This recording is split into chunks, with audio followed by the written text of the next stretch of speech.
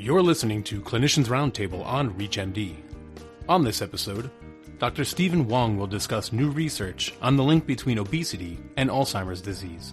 Dr. Wong is the John S. Dunn Presidential Distinguished Chair in Biomedical Engineering at Houston Methodist Hospital and Associate Director at Houston Methodist Cancer Center.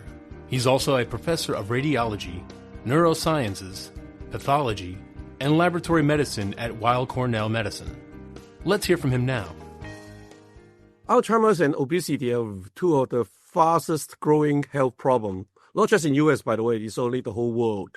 Right now, it's about 7 million Americans are living with Alzheimer's, and that number is expected almost double by 2050. At the same time, more than 42% adults are obese, and these two diseases might sound like very different conditions, but biologically, they share a common chronic inflammation, metabolic imbalance, and disruptions in how the body processes lipid. Now, we should know that the brain is very lipid-rich organ, very fatty. And healthy lipid metabolism is very critical for neurons and glia cells to function properly. In obesity, fat isn't sitting there storing energy. It becomes an active organ to release a whole bunch of molecules into the bloodstream. And among all these signals, what caught our attention exactly are the extracellular vesicles. And you can think of them as a tiny bubble-like package that fat cell release and filled with all this bioactive cargo like lipid, protein, RNAs. The fascinating thing is that unlike most hormones or other small molecule in any body, EV, extracellular vesicle, can actually cross the blood-brain barrier and deliver their cargo directly to the brain cells. And in obesity, the amount and the composition of these vesicles change dramatically. And we believe these altered vesicles may be sending a harmful metabolic message to the brain, one that will trigger inflammation, oxidation stress, or amyloid buildup. They are all key hallmarks of the Alzheimer's.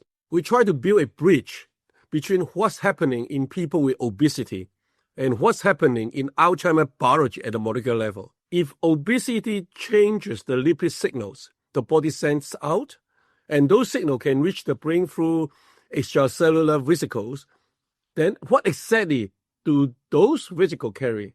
And how might that cargo affect the key Alzheimer's process like amyloid aggregation? First, we focus on characterizing these messengers themselves. We isolate very pure EVs from the adipose tissues, and then we double check their quality. Make sure their size, shape, quality control, all very good. And then to be sure, we study real, true vesicle, not any contaminants, because they're so tiny. The second part, we characterize what those vesicles were carrying. And third, finally, we test how these individual lipid species influence or affect amyloid beta aggregation, a central process of Alzheimer's. Then we look at the result. Different lipid species change amyloid aggregation in very unique patterns depending on the concentration. We also find not all amyloid behaves the same.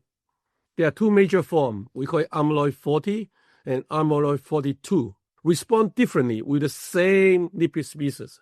What that means is these peptides interact with lipid in very distinct ways, possibly shifting the balance between more or less toxic form. And that's important because those structure change can drive very different outcomes of brain health. We treat Alzheimer's disease as one big thing. Reality is not. And besides subtyping of Alzheimer's, we also should think about individualized Alzheimer's because we're all different. Lipidomic profiling can help tailor care. That's one thing. And secondly is, at the same time, we can use it as a biomarker, not just for detection, for monitoring when you're treating the patient. That was Dr. Stephen Wong discussing a relationship between obesity and Alzheimer's disease. To access this and other episodes in our series, visit Clinicians Roundtable on ReachMD.com, where you can be part of the knowledge. Thanks for listening.